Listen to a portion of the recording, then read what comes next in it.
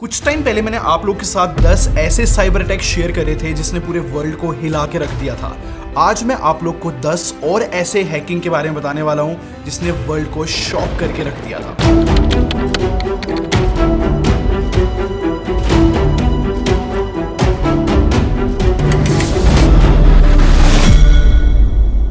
सबसे पहले cyber attack की बात करते हैं जो कि सिटी बैंक पे हुआ था 1994 में। ऐसा बताया जाता है कि एक रशियन हैकर ने जो ये अटैक किया था और सिटी बैंक के सर्वर से काफी सारे कस्टमर्स के कोड और पासवर्ड निकाल दिए थे और उस हैकर का नाम था व्लादिमीर लेविन। इस हैक का क्रेजी पार्ट ये है कि जुलाई 1994 में पता लगता है कुछ कस्टमर्स रिपोर्ट करते हैं कुछ अनऑथराइज्ड ट्रांजैक्शन हुई है जो कि $4 लाख की है और ये जो अटैक है अक्टूबर तक चलता रहा और $10 मिलियन जो है अलग अलग जगह पे वायर ट्रांजैक्शन करी गई, जैसे कि यूएसए, इजराइल या फिर जर्मनी में। सिटी बैंक के लिए चीजें इतनी कॉम्प्लेक्स होती जा रही थी कि सिटी बैंक ने एफबीआई की मदद ली जिससे वो ट्रांजैक्शंस को ट्रैक कर सके। इन सब के बाद 1998 में जो है हैकर मिल गया और रशिया से जो है लेविन को यूएसए लेकर आया गया और 3 साल की जेल हुई। और इसमें गुड न्यूज ये है कि जो $10 मिलियन का ये अटैक था काफी हद तक वो मनी रिकवर भी हो गई थी। नेक्स्ट अटैक जो है ईयर 2000 का है और ये किया था माफिया बॉय ने, जो कि इंटरनेट पर उसकी आइडेंटिटी थी, लेकिन ये एक टीनेज लड़का था जिसका नाम है माइकल और ये कनाडा से था। और ईयर 2000 में माफिया बॉय ने एक अटैक किया था जिसका नाम था प्रोजेक्ट रिवोल्टा। ये जो प्रोजेक्ट है ना, एक सीरीज थी DDoS अटैक की जो कि है distributed denial of services.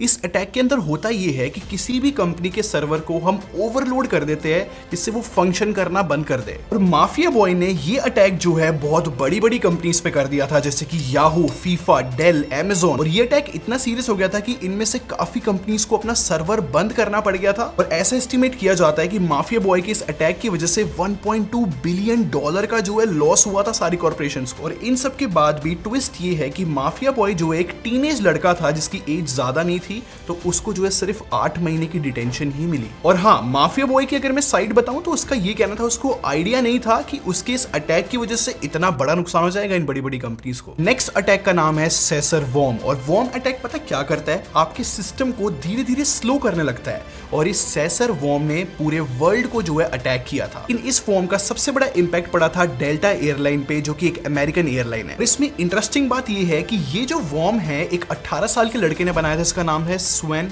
Jason. और इस सेसर वॉर्म की खास बात ये थी कि खुद से डिस्ट्रीब्यूट होता था और खुद से रेप्लिकेट होता था और खासकर विंडोज सिस्टम को अटैक करता था। और इसमें शॉकिंग बात ये है कि मिलियंस ऑफ कंप्यूटर को वर्ल्ड वाइड इसने डैमेज करा था और $500 मिलियन का खर्चा आया था सिर्फ इस वॉर्म की वजह से। चीजें इतनी मेस्ड हो गई थी कि जो डेल्टा एयरलाइन है उनका पूरा आईटी सिस्टम इस वॉर्म की वजह से डाउन हो गया था और इसकी वजह से काफी सारी फ्लाइट्स भी कैंसिल करनी पड़ी। और बातें यहाँ पर खत्म नहीं होती। जिसने ये वॉर्म बनाया था स्वेन, उसके ऊपर एक रिवॉर्ड रखा था माइक्रोसॉफ्ट ने कि जो भी उसको ढूंढ कर लाएगा को $2.5 लाख जो है रिवॉर्ड में मिलेंगे। नेक्स्ट अटैक जो है 2005 का है और इसका नाम था ऑपरेशन गेट रिच। और इस अटैक में यूएस के मेजर रिटेलर्स के ऊपर अटैक हुआ था। इस अटैक में जो है एसक्यूएल इंजेक्शन यूज करते हुए बहुत सारे अनसिक्योर्ड वाईफाई नेटवर्क्स के ऊपर अटैक करा था जिससे कस्टमर्स की डेबिट और क्रेडिट कार्ड डिटेल्स वो चुरा सके। और ध्यान से सुनना, ये जो है हिस्ट्री का one of the biggest identity theft attack बताया जाता है क्योंकि यहाँ पर जो है हैकर्स ने 140 मिलियन से भी ज्यादा कार्ड्स की डिटेल चुरा ली थी। और चीजें कॉम्प्लेक्स होती है जब एस्टिमेट करने जाते हैं कि कितना नुकसान हुआ इस अटैक की वजह से,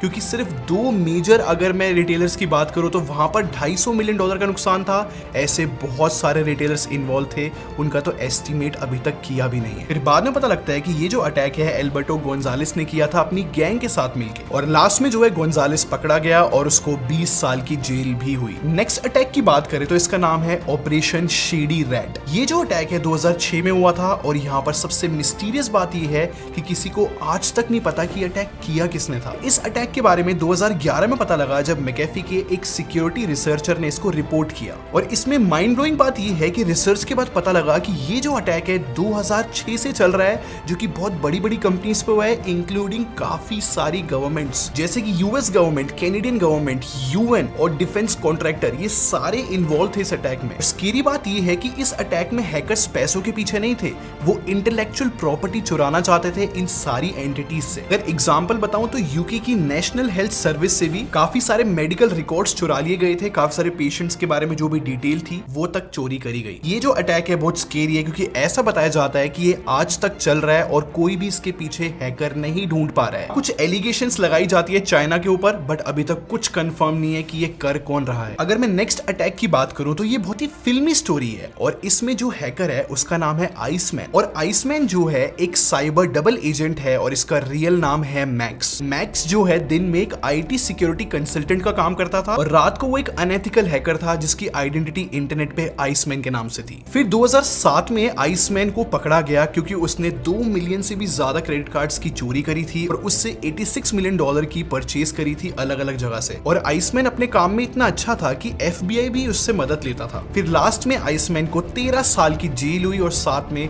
$27.5 मिलियन की फाइन भी देना पड़ा। नेक्स्ट बात करते हैं एक मेलवेयर के बारे में जिसका नाम है कॉन्फिगर। इसको सबसे पहले डिस्कवर करा था 2008 में और आज तक किसी को पता ही नहीं कि ये किसने बनाया है और कब से ये एग्जिस्ट करता है और ये इसको बहुत स्ट्रेंज मेलवेयर बनाता है। ऐसा बोला जाता है कि इस मेलवेयर को हटाना बहुत ज्यादा डिफिकल्ट है क्योंकि ये मेलवेयर खुद में ही बहुत क्लेवर तरीके से वर्क करता है। और ये जो कॉन्फिगर मेलवेयर है सिस्टम्स को पहले इन्फेक्ट करता है, फिर अपना एक बोटनेट क्रिएट करता है। और ऐसा बताया जाता है कि कॉन्फिगर ने अपने पीक पर 9 मिलियन डिवाइसेस को एक साथ जो है इन्फेक्ट करा था। जैसे कि मैंने बताया था कि ये बहुत ही स्ट्रेंज तरीके से वर्क करता है क्योंकि इसने आज तक ना ही किसी सिस्टम को शट डाउन किया, ना ही उससे इंफॉर्मेशन ली, ये जस्ट इन्फेक्ट करके रुक जाता है। कुछ नहीं कह सकते कि आगे जाके इस मेलवेयर का क्या होगा। हो सकता है कि ये बहुत ज्यादा सिस्टम्स को पहले इन्फेक्ट करे फिर इकट्ठे उनको फिनिश। नेक्स्ट अटैक जो है 2011 का है और ये जो है वर्ल्ड की बिगेस्ट ईमेल मार्केटिंग फर्म के ऊपर हुआ था जिसका नाम है एप्सिलॉन। और ये फर्म इतनी बड़ी है कि ये अराउंड 2000 कंपनीज को मैनेज करती है और उनकी ईमेल्स की बात करो तो 40 बिलियन ईमेल्स को ईयरली हैंडल करती है। और इस कंपनी पे जो है एक मेलवेयर का अटैक हुआ था जो कि एक ईमेल के थ्रू आया, जो कि कम्युनिकेशन ईमेल लग रहा था, बट उसके बाद मेलवेयर घुस गया। और बड़ी बात तो ये है कि इस अटैक की वजह से इस कंपनी को जो है $225 मिलियन से लेके $4 बिलियन के बीच का लॉस हुआ था। अब नेक्स्ट अटैक की बात करते हैं जो कि 2012 में हुआ था सऊदी अरामको के ऊपर। इसको नहीं पता, सऊदी अरामको जो है वर्ल्ड की 10% ऑयल की सप्लाई को कंट्रोल करती है। और ये जो कंपनी है शामून कंप्यूटर वायरस की एक विक्टिम बन गई जो कि एक फिशिंग अटैक के थ्रू हुआ था और हैकर्स को जो है पूरी कंपनी का एक्सेस मिल गया। और इसमें सैड पार्ट ये है कि हैकर्स ने जो है इनकी सारी हार्ड ड्राइव को फॉर्मेट कर दिया और एक बर्निंग अमेरिकन फ्लैग की फोटो लगा दी। इस अटैक की वजह से 30,000 कंप्यूटर डिस्ट्रॉय हो गए थे और फिर कंपनी ने अपने रिप्रेजेंटेटिव्स को ईस्ट एशिया भेजा जिससे वो 50,000 हार्ड ड्राइव्स ला सके। और इतनी सारी इकट्ठे खरीदने की वजह से पूरे वर्ल्ड में जो है हार्ड ड्राइव का प्राइस भी बढ़ गया था। और रिसर्चर्स का ये कहना है कि ये जो अटैक है ईरान ने कराया था, लेकिन कोई भी वैलिड प्रूफ नहीं है। बात यहाँ पर खत्म नहीं होती। बहुत ही रिसेंटली 2021 में इस कंपनी के ऊपर फिर से अटैक हुआ, लेकिन इस बार जो है एक साइबर एक्सटॉर्शन का केस था। हैकर्स ने जो है इस कंपनी का 1 TB डाटा लीक करके डार्क नेट पे डाल दिया था और हैकर्स ने $50 मिलियन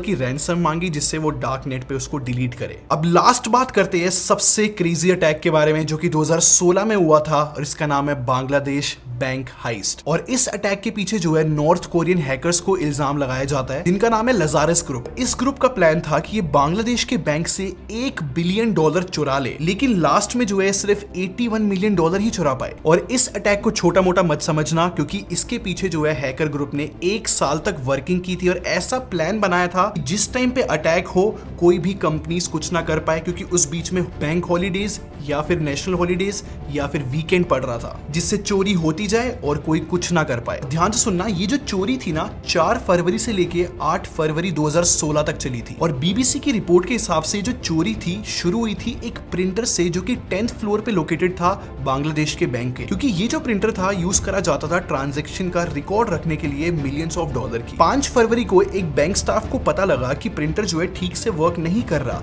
बट उसने इग्नोर कर दिया सोचकर कि टेक्निकल फॉल्ट है। और इन्वेस्टिगेशन के हिसाब से बताया जाता है कि ये पहली इंडिकेशन थी हैकर्स की तरफ से कि उन्होंने अपना काम शुरू कर दिया है रॉबरी का। फिर स्टाफ ने उस प्रिंटर को रीबूट करा और रीबूट करने के बाद वो शॉक हो गए क्योंकि वहां पर फेडरल रिजर्व बैंक जहां पर बांग्लादेश अपना सारा US डॉलर स्टोर करके रखता है और उस प्रिंटर में इंस्ट्रक्शंस थी कि बांग्लादेश का सारा अकाउंट ड्रेन कर दिया जाए, फेडरल अकाउंट में जितना भी US डॉलर था सारा ड्रेन कर दिया जाए। और ये देखने के बाद बांग्लादेश ने जो है फेडरल बैंक को कांटेक्ट करने की कोशिश करी, लेकिन हैकर्स इतने स्मार्ट थे कि उन्होंने हर एक टाइम डिफरेंस को भी नोट करके रखा हुआ था क्योंकि कि जब 4 तारीख को ये ट्रांजैक्शन हुई तो उस टाइम पे जो है न्यूयॉर्क के अंदर सुबह हो रही थी और बैंक वर्किंग नहीं थे। हैकर्स ने इतनी चीजें नोट करी हुई थी कि 5 फेब को जो है फ्राइडे था और ऑलरेडी वीकेंड स्टार्ट हो चुका था बांग्लादेश में और मेन हेडक्वार्टर की हॉलीडे भी थी। और जब तक ये हैक बांग्लादेश में डिस्कवर हुआ उस टाइम पे न्यूयॉर्क में वीकेंड स्टार्ट हो चुका था। और इन्वेस्टिगेशन में ऐसा बताया जाता है कि हैकर्स ने ये वीक इसलिए चूज करा था, पूरे साल की प्लानिंग थी, न्यू ईयर भी हो रहा था ईस्ट और साउथ ईस्ट एशिया में। इन शॉर्ट हैकर्स ने इस तरीके से सब कुछ प्लान किया कि बांग्लादेश और न्यूयॉर्क के बीच में कोई भी कनेक्शन ना रहे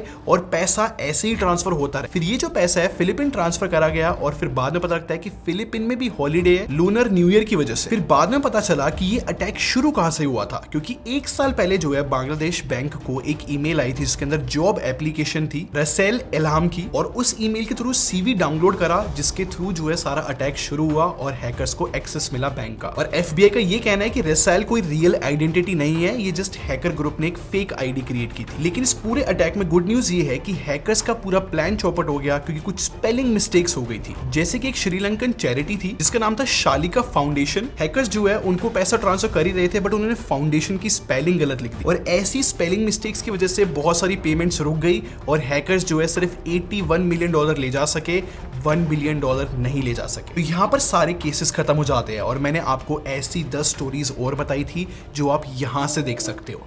अगले मिलते हैं, थैंक्स फॉर वॉचिंग।